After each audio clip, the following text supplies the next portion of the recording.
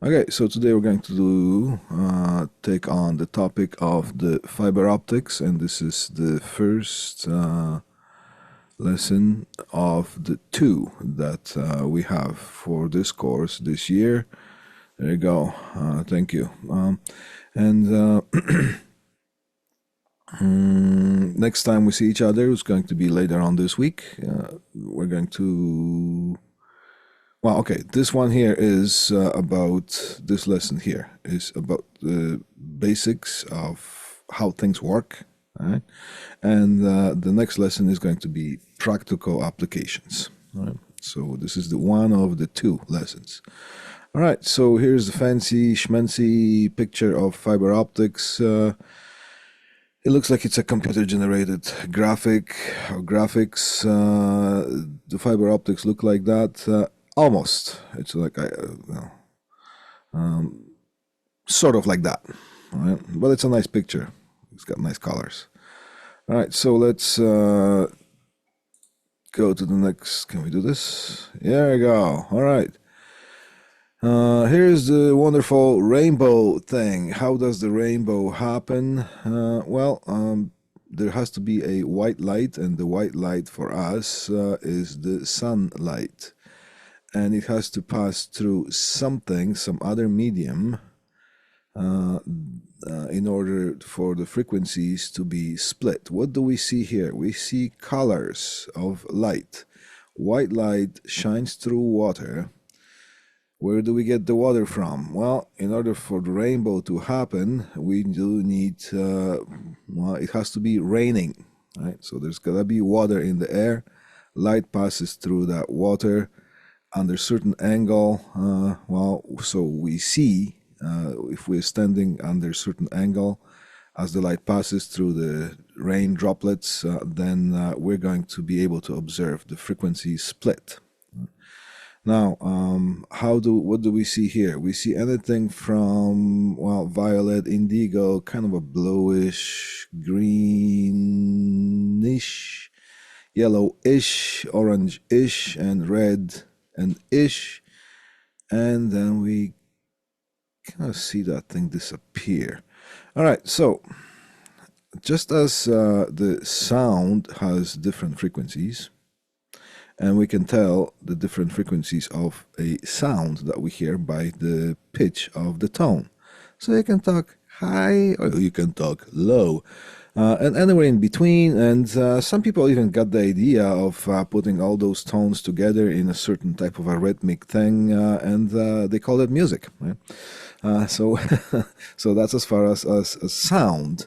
Okay, now light also has frequencies, and the differences in frequencies, as opposed to picking them up with our ears, we do have some other sensors in our bodies. They're called eyes, and we are able to pick up the different frequencies of light by the means of our eyes. Now, we got two of them, and we are able to pick up frequencies not as the tones, high or low, but we are able to pick up the colors, different colors with our eyes. So here is the kind of, from here right to here is so-called visible spectrum. What do they mean? What does it mean that it's visible? It's visible to us humans, to our human eyes. Right? Now, here is the violet. That's the the violet part of it. Here's the red part of the visible spectrum. These are the higher frequencies of the visible light, visible to us. These are the lower frequencies. Higher frequencies will have shorter wavelength. Lower frequencies will have longer wavelength. Okay. The frequencies that are above our visible range, up to some point, they are still called light. Later on, you have some X-rays, gamma rays, and whatnot. Right? and also some of the frequencies that are below our visible range, they're also considered light, except on this here up to certain part. And there are also other frequencies. We can go down to radio frequencies, you can go down to sound frequencies, and so on. Below the red spectrum or the red range, we call those frequencies of light infrared, below red. Now, the frequencies above the violet, we call them above violet or ultraviolet. Now, this is what we humans can see. Some of the animals are able to see a little bit past that human range.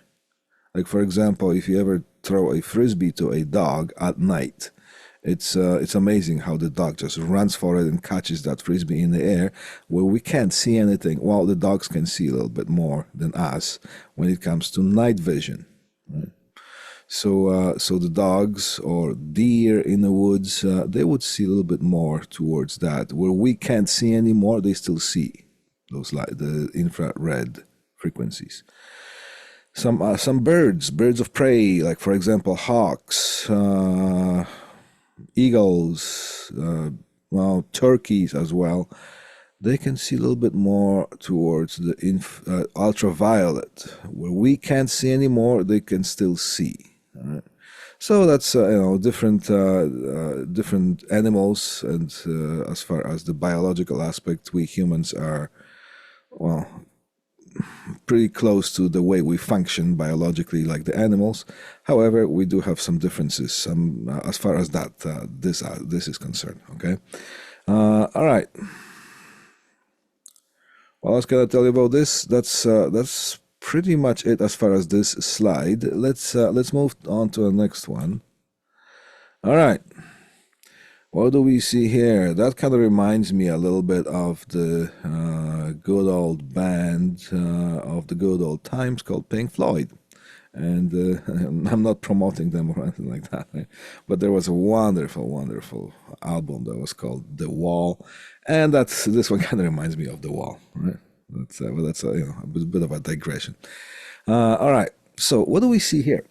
This is kind of like a review from grade 11 or grade 12 physics, but we're getting at something here, trust me, all right?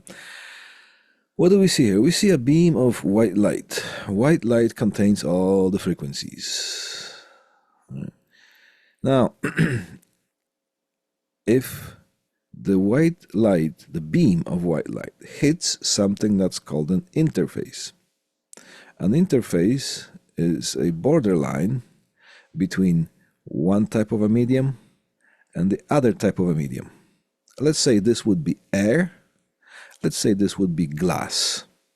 All right, we can do that. All right, and this here is where the air meets the glass. That's, well, it is what it is. It's called interface. Now, light travels with a very, very fast speed. This is the fastest speed known to humans that we know in existence, is the speed of light in a vacuum. Right? Now, if light, because light does have the properties of particles and frequencies. So light is particles vibrating with certain frequencies. And not only that, and they'll be traveling with certain speed. All right, so if we hit the light beam, if it hits straight on, like perpendicularly into the interface, then the light is going to be slowed down, but it's still going to be white light. It's just going to travel slow down because the medium is the density of the glass is higher than the density of the air. So, of course, the particles that are present within the light are going to be slowed down by the density of whatever the material is. All right, now the fun begins when we when we run the light beam under an angle. Well, then something interesting happens. Then we get the frequency split. And you can see here that some of the frequencies are being affected more, and some of the frequencies are being affected less while passing through the interface. Now, what can we see here?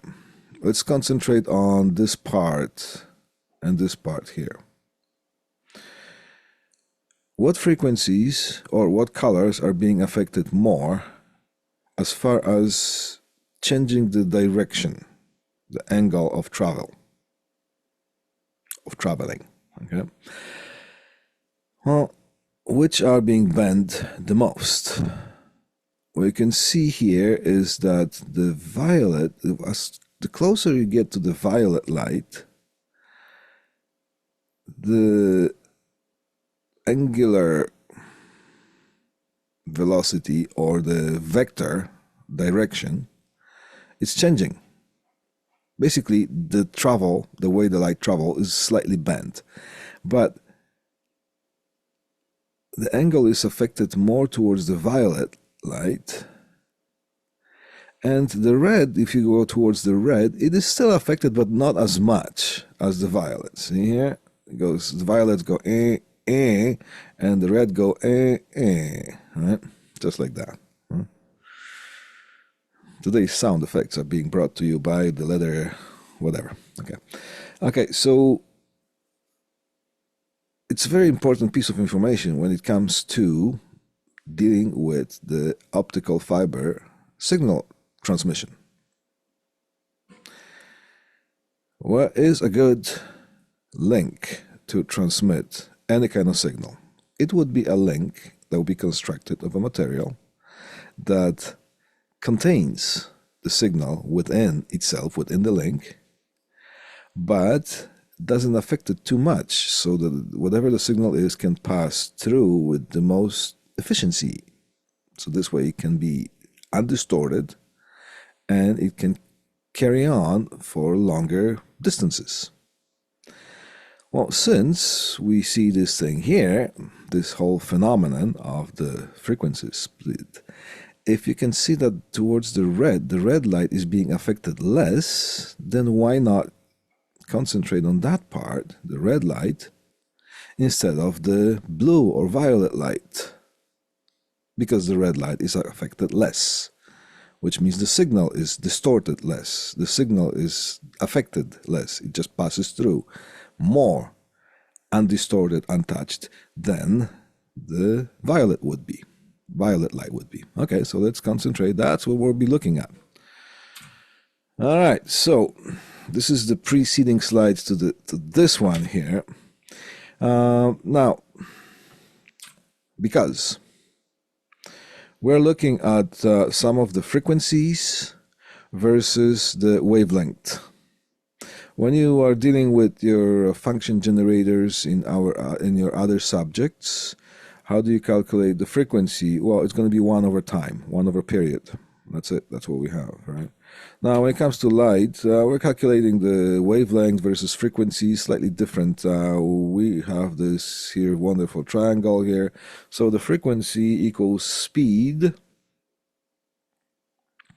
over the wavelength. And what is the speed there? We were looking at the speed of light in the vacuum, right? And speed is in meters per second. Wavelength would be lambda, but it's in meters, and frequency, of course, is going to be in hertz. Speed of light 299,792,458 meters per. Notice there is no any commas here or periods or dots. That's the big number here, and if you simplify this in the engineering notation or scientific notation, it would be c, which is the speed of light. See, speed of light, the letter c, is 3 times 10 to the 8 meters per second. All you have to remember is that light travels very fast. And when it passes through different type of media, it will slow down. The fastest speed of light, or the fastest, would be speed of light in a vacuum, which would be speed of light in like nothingness, because that's what vacuum is. All right, units, symbols, and units. Wavelength we express in lambda. That's the Greek letter lambda, and they're in meters. Frequency of the light. Here's the thing that looks like V, but it's a Greek letter nu. That's how we read that.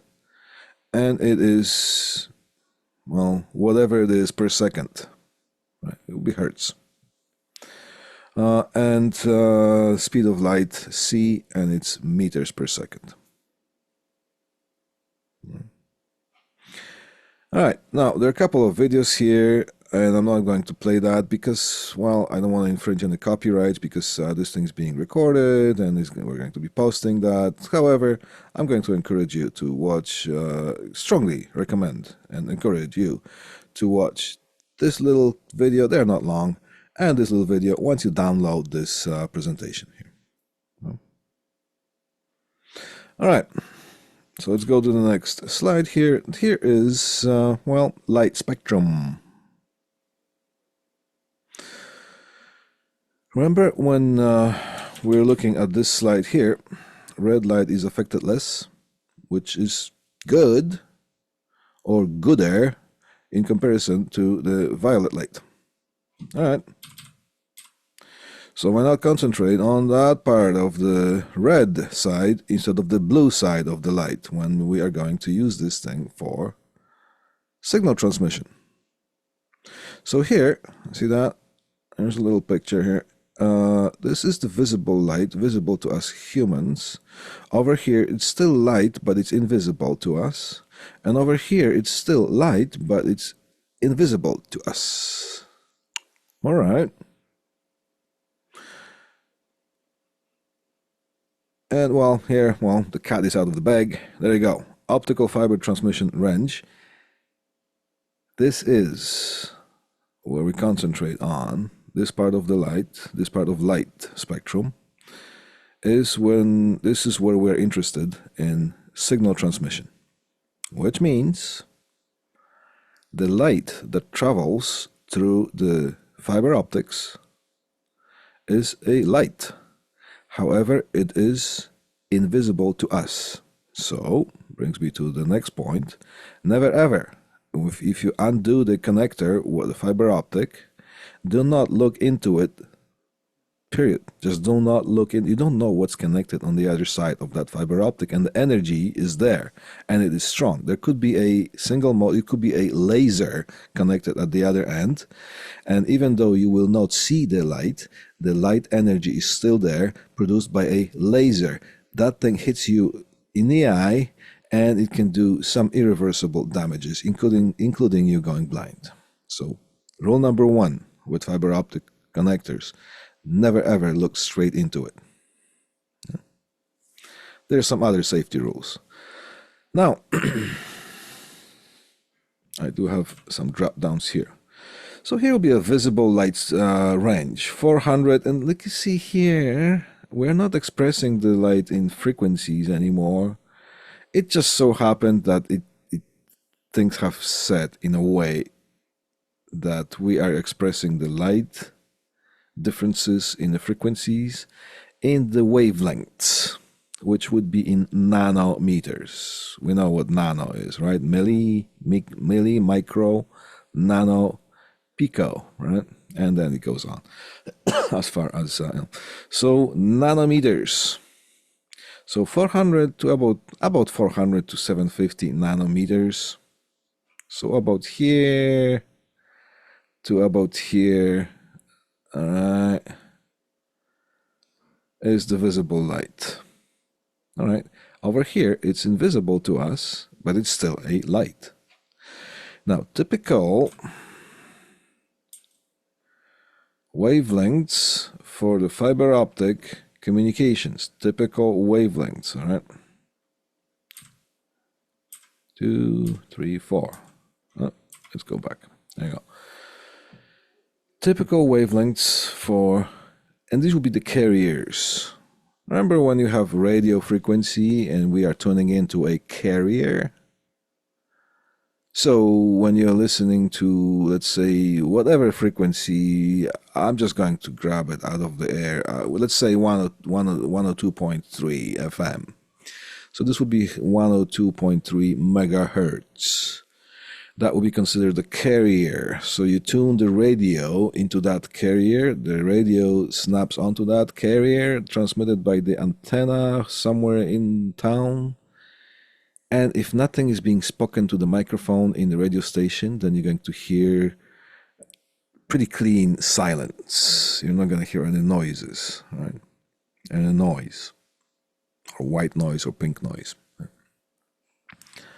And then if somebody speaks to the microphone, then that carrier frequency is being modulated with that person's voice, and the radio tuner has the way to discriminate the locked onto the carrier that it locked onto, and lock onto it and fish out the intelligence, which would be the speech, which would be the signal that is modulating the carrier. It throws away the carrier because we are not interested in that. We're interested what somebody's talking to the microphone, and bang on, there you go. You have tuner tuned to the carrier, grab the speech, and you can hear the speech, whatever somebody, or music that's being played on the radio. Same thing with light. We do have carriers, and those carriers are being modulated. So these are the most typical carriers here, or wavelengths, that are being transmitted through this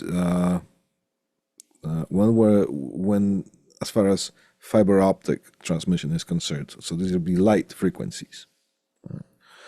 Typical wavelengths. 780 nanometers. Where would that be here? Somewhere here. 780 nanometers. See that? These are the wavelengths in nanometers. So it will be somewhere here. 850.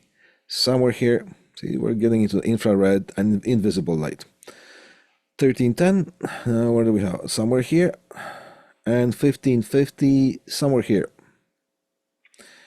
We don't want to insert frequencies in between there. And we will talk about that, why actually that happens.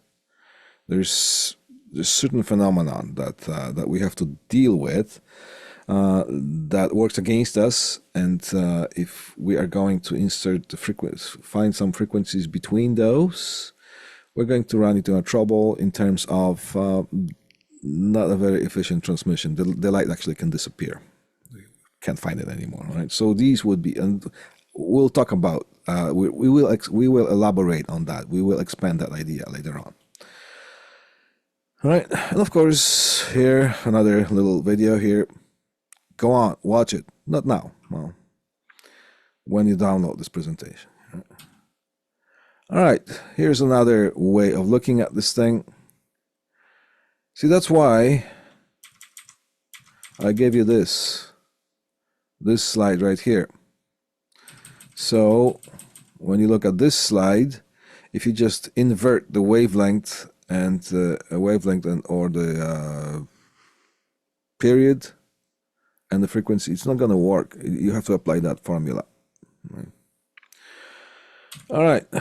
Oh, well, here's the blue light frequencies or wavelengths between 380 450 nanometers, and here will be the frequencies associated with that, with 668 to sort of 789 terahertz. See, terahertz. That's a lot of hertz. Okay. All right. Now let's take a look at some of the idea that has to do with the reflection, index of refraction, and total internal reflection. These are the concepts around which the fiber optic transmission is built. All right. So, and also here, click on that later on when you download the. There's more to know about it. The more you know, the better off you will be. And the more employable you will be. All right. Refraction versus reflection. All right, so here is glass and here is air. These are two different mediums. Air is less dense, glass is more dense. And here is the interface. The line perpendicular to the interface, we will call that normal. And this would be the angle of traveling the light traveling from the normal. All right, angle of incidence. So if the angle of incidence is go straight on, it's like 0 degrees, which would be parallel to the normal, then the light is going to keep going in a straight line. As I said before, the fun begins when the angle of incidence is kind of increasing, which is moving away from the normal. Then what is going to happen? If the angle is small enough, then the light still will have enough punch, enough energy to puncture through that interface and still keep going, except it is going to be slowed down a little bit, so it's going to pull a little bit towards the normal.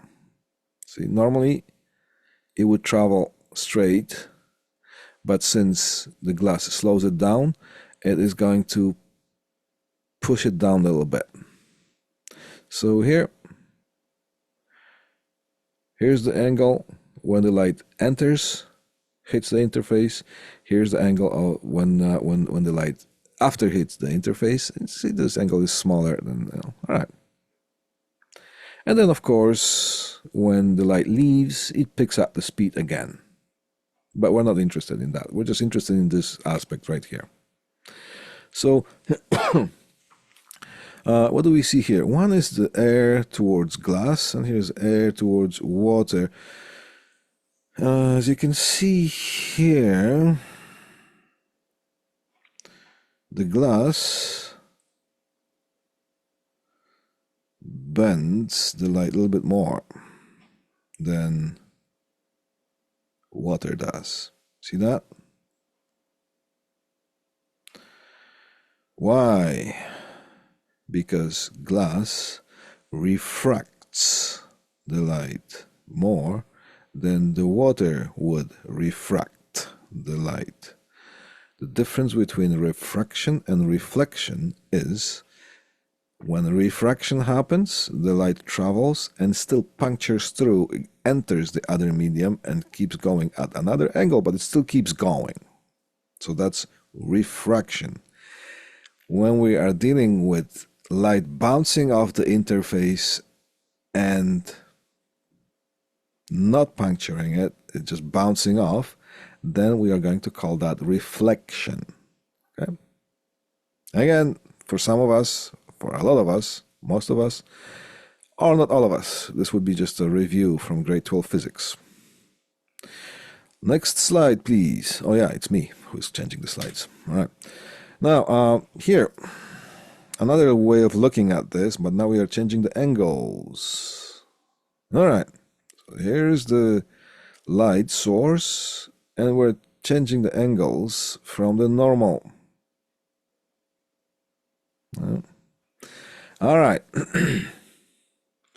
Here is the light source. Here's the interface. Contestant number 1. One of the mediums. So that would be whatever did I... well, this would be water. Aqueous medium. There we go. Here would be the air. Contestant number 2. Excuse me. All right. Light is traveling. We hit it straight on. The light travels in a straight line. This is the normal. This is the interface. This is the normal. Normal what? Just a normal. That's the line perpendicular to the interface at 90 degrees. It is called the normal, like a noun, not an adjective. Okay. All right. So again, The fun begins when we start changing the angle that the light hits the interface. We change the angle a little bit, then we're not traveling in a straight line anymore. Whoa, here. Now the air is less dense than the water, so the light beam is going to move away from the normal as opposed to towards the normal when this is more dense. This is less dense. The light travels, hits the interface. This is a more dense, with more density material. And we say that this material of more density or greater density, this material has a higher index of refraction.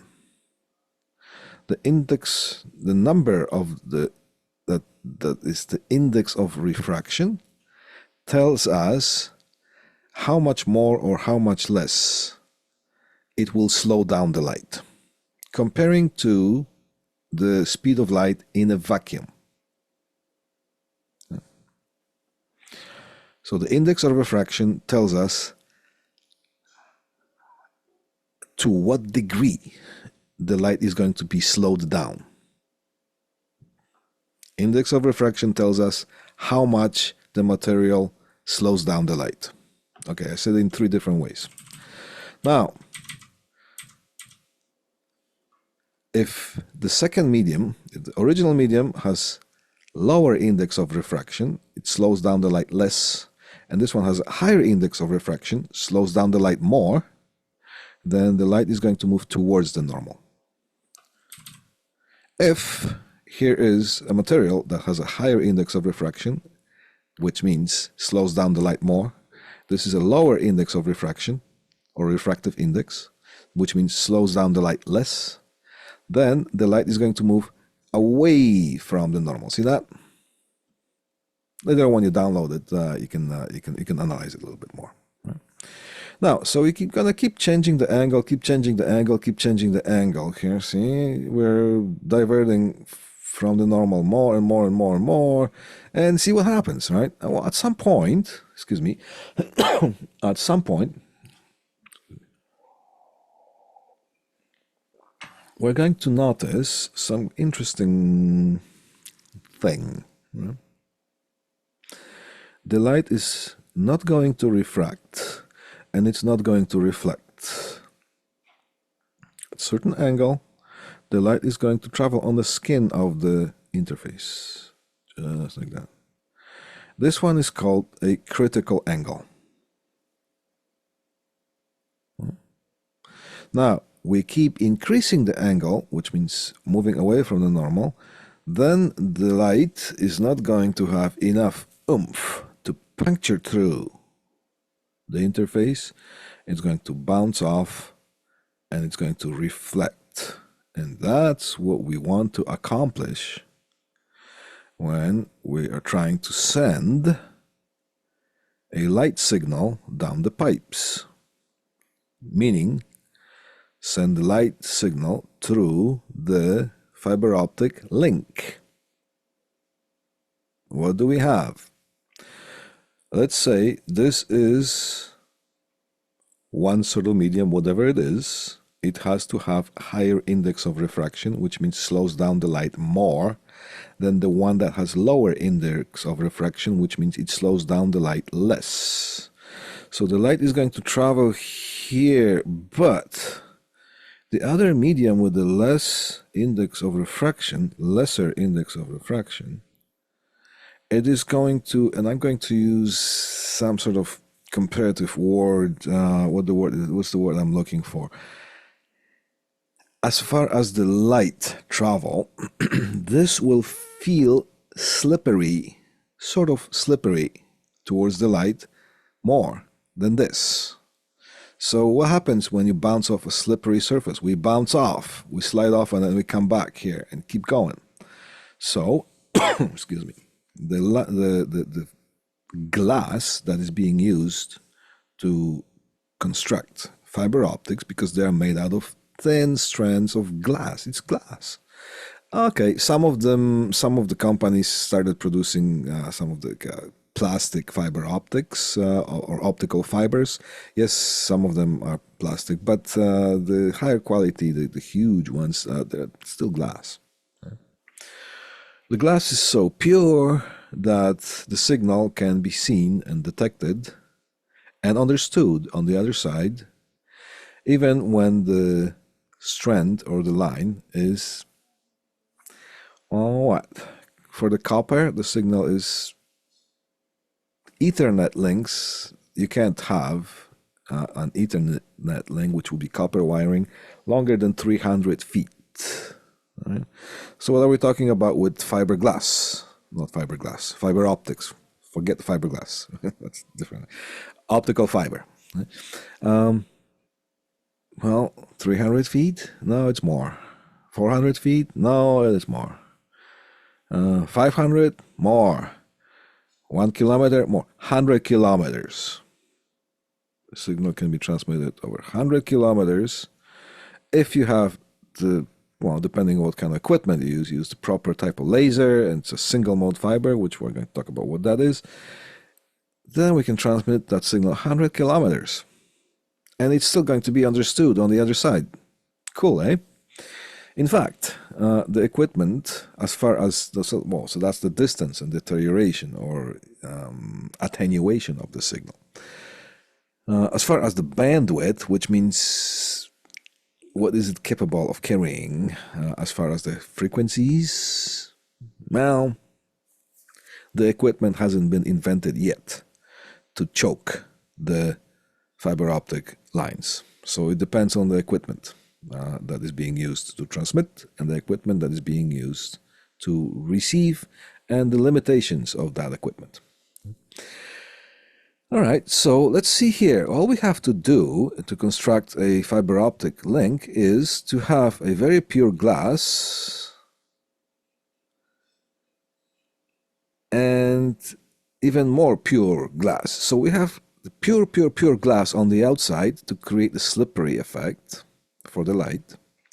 And then over here, we're going to have also extremely pure glass, but slightly tiny little itsy bitsy tiny bit contaminated.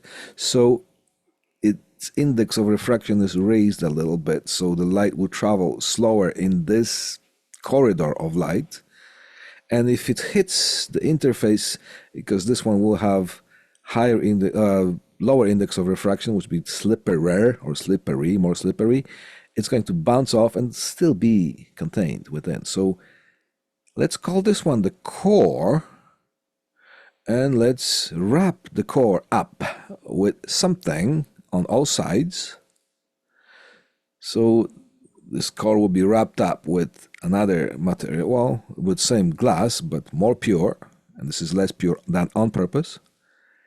So we're going to call this a core, and we're going to call this a cladding, surrounding, wrapping, okay? Here's the things of index of refraction, here's the speed of light, and here is the n as index of refraction is expressed. Speed of light by the speed of, or the velocity of the light that's traveling through whatever media it is. Could be glass, could be diamond, could be water. So this number here is always going to be smaller. This number always going to be bigger. All right, so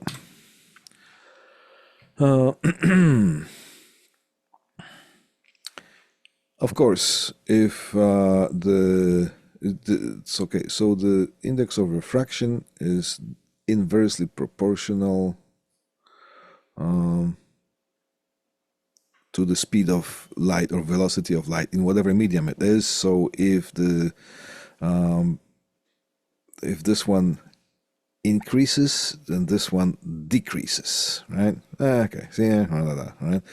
Materials with higher index of refractions, materials with higher index of refraction slow down the light more. Okay? I think we have rolled that idea a few times already. All right, now let's look at the indexes of refraction. Vacuum is considered the reference, so this will be the 1. Right? So if you pass the light from vacuum to vacuum, nothing's going to change. The index of refraction is going to be speed of light over speed of light, and it's going to be 1. And because this number is always going to be smaller, because this is the fastest, this can only be less fast. So as you can see, this number is never going to be less than 1. And what do we see here? Vacuum, all right, that's the fastest speed.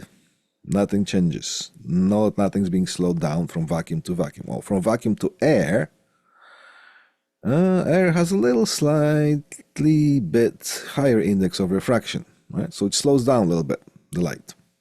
Water, oh, look at that, 1.3. Slows down more. Ice will slow down even more. Here's glass, about 1.5 index of refraction. So yeah, okay. And the diamond, I wouldn't know, but it's 2.417. So there are some examples here. Yeah. All right, remember when we were looking at the core, which would be the pure glass but slightly contaminated? And this cladding, which if we look from the side straight on, don't look straight on, but you can look at the picture. It would look like this. Here's the core, this is the core, here's the cladding. Cladding is like another way of saying wrapping up or wrapping. But you're not going to say, here, I bought some Christmas presents, and can you clad those presents for me? You're going to say wrap, but different terminology for different things. All right, so important thing to remember, the light will travel slightly slower in the core than it would be in the cladding, in spite of the fact that this is where we want the light, so we want this thing to be traveling the fastest, right? Well, we have to accomplish something. We have to keep that in. So that's why we slow this thing down just a tiny bit more, tiny bit, comparing to the cladding. So the cladding is going to look slippery towards the core, so when the light hits the interface, it's just going to slide off, bounce off. All right, so the core right here has a higher index of refraction, slows down the light more than the cladding does.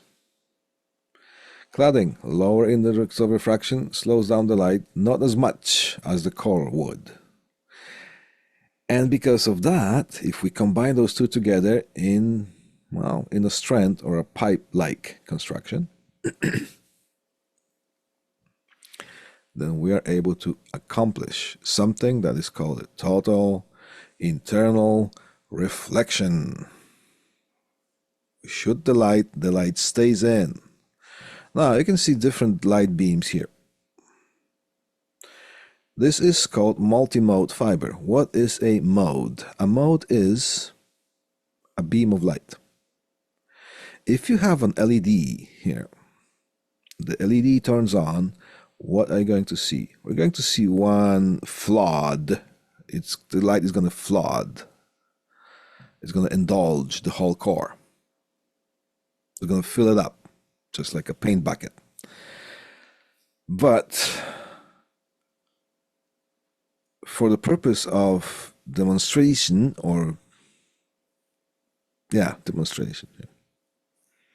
we're going to draw just some of those beams, just so we can visualize things better. But in reality, this would be infinite number of light beams to the point that it's going to fill up. The whole thing would be just pure red. But we need to show some light beams and how they behave in order to convey some sort of information as far as education goes. So those light beams are considered, they're called modes. Multi-mode, there's many modes. How many modes? Infinite number of modes. These are just some of them that are drawn. Now look at this here. Very interesting Well, very interesting phenomenon is going to happen. Because the LED comes in here and it inserts the light, and the light hits the core at different angles. Different light beams are going to find, some of them are going to go straight through some of the light beams. Some of the light modes or beams are going to go under certain angle and they're going to keep bouncing off. And some of them are going to go under greater angle and going to bounce off more. So we're going to have something that is going to be called signal or dispersion effect. We have a really sharp signal and we just ping it right into the core. Just send a pulse, very narrow pulse, just a spike. Because that light is going to hit at different angles, at the end of that, we're not going to end up with such a sharp spike, will we? Because some of the light beams or modes are going to go straight and they're going to take less time to get to the other side. And some of them are going to hit at different angles and they're going to take slightly bit longer way. So they're going to arrive later. So the spike is not going to be as sharp on the other side. So things are going to be, so that's where the limitation of something that's called a multi-mode fiber. All right, we also have something that's called a single mode fiber. You see, the core is much narrower to the point that we consider a single light beam traveling through that.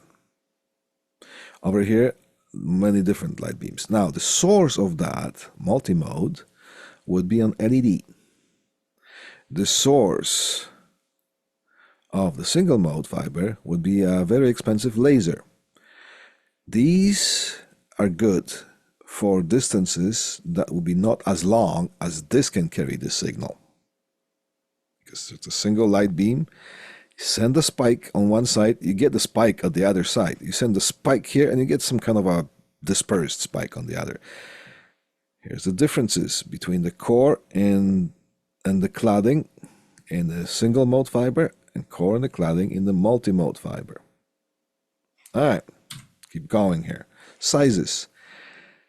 The core for the single mode, typically 5 to 9, for 5 to 10, typically 9 microns.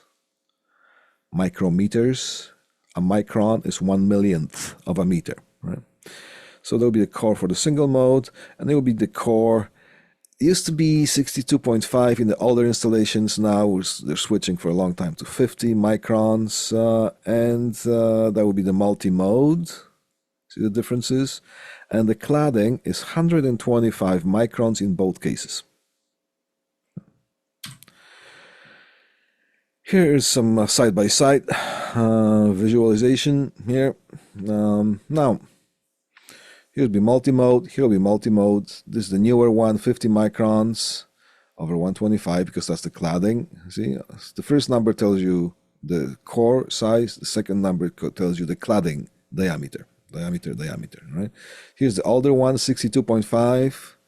Here's the newer one for the multi-mode, these two, there's 50. And here is the 9 over 125. That would be the single mode. And what do we have here? OM2, OM3, OM4.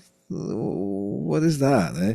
All right. This is when the fiber was developed a long time ago, some years ago. They called it optical multimode 1.